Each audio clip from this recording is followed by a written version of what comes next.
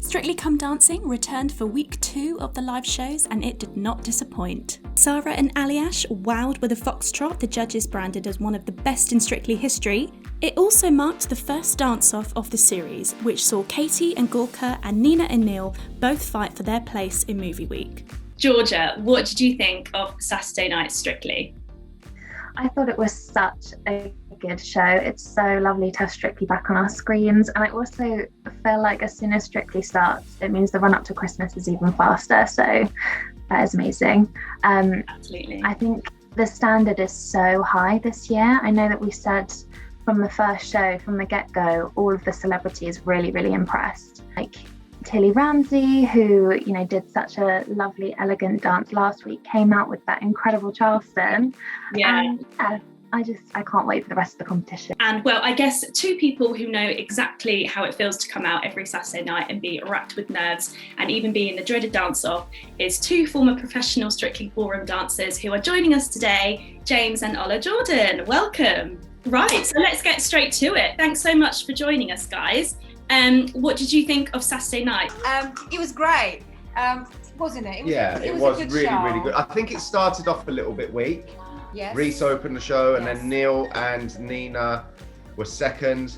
And I'm a massive fan of Neil, and he's a very good friend of mine, so I was willing him to do well. Yeah, we're so sad that he's gone. But there was, quite a few mistakes in the routine. Quite a few mistakes in the routine. This is gonna be fun. I think after that, it just got stronger and stronger and stronger, to the point actually where I was actually shocked quite a few times.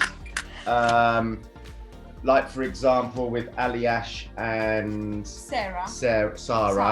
I thought I never expected that. I thought that was absolutely amazing. And Judy as well was... Well, I think Judy was the one she for was us, like dance of the making night, I it think. night, wasn't Yeah. it? I mean, Ella loved it, didn't she? In a sparkling costume. She Oh. loved it. Yeah, I mean, you wouldn't give her highest marks, but for entertainment value, it was fantastic. So the celebrities that have clearly had some kind of dance or stage school training, they're probably at a certain advantage compared to the celebrities who have never set foot on a dance floor before. As former professionals, you're obviously so clued up on how to help your celebrities calm their nerves and that kind of thing. What was your one piece of advice that you would always give your partner before they went out on stage? What was yours? I'd say just enjoy it. Don't put too much stress on yourself. Because the thing is, when you put too much stress on yourself, that's when everything goes wrong. You just got to enjoy it. Have to think about that. That might be the last time you dance. Just enjoy the moment. I think that's for me. And don't mess up. Yeah, don't mess up. Don't mess up. Whatever you do, don't mess up. No, but I used to go, like, before we went out to dance, I used to go, just enjoy it. Just enjoy it. Smile and enjoy it. Because you had a couple of celebs that had proper panic attacks Yeah, and the before thing they is, they went on, forget didn't you? the steps and they forget, what they were doing. Like one of my partners used to go 2 minutes before we went on. Or seconds before you went Seconds on. before. I forgot everything. I remember. don't know how I start. How do I start? I don't know the beginnings. I used to go, he was actually Robbie Savage. I was going, Robbie, you remember your steps. You done it the whole week, like 100 times a day. You remember. Oh, I forgot everything. I forgot. And then he'd go out there and smash it. And then muscle memory. He never went wrong because he's a sportsman. Yeah. He sort of remembered everything. But they panic. All of them. They always panic. We used to get nervous, anxiety. I used to sometimes be going through my steps and go, oh God, I don't know. It's not gonna mean that's gonna mess up. Yeah. And I did get so nervous one time that I forgot my steps on the show. I didn't. You're amazing. But I used to say to my celebrities, don't try and not be nervous. Nerves are, it means you care. That's what I always say. It means you care. And if you try and fight it and not get nervous, but you still are, because you can't control it, then you get more nervous, don't you? Yeah. So I used to just accept you're going to get nervous and just go out there and control it rather than letting it control you. And that's kind of, I think, the way that we've dealt with it, because I remember standing there with Vincent, who used to be on the show, and he'd be going, Bella, I'm so nervous. I go, yeah, I know, why do we And do the thing this? is, you try not to show it to a celebrity either. Yeah. You're going to make them nervous if you show them that you're nervous. You wouldn't let them know. But you don't want to panic them. Yeah. But I suffered with it when I did Dancing on Ice as well. So I know what the celebrities are going through. I've been on both sides. I've been the teacher who also used to get nervous trying to calm them down, which in a way probably helped me because I knew my celebrity partner was nervous.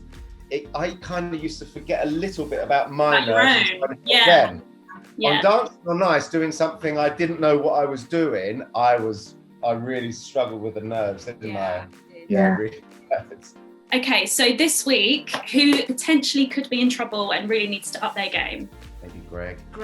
Yeah. Right. Yeah. As much as last week it was had a very emotional piece. And I really felt for him. But at the end of the day, it's still a dance competition.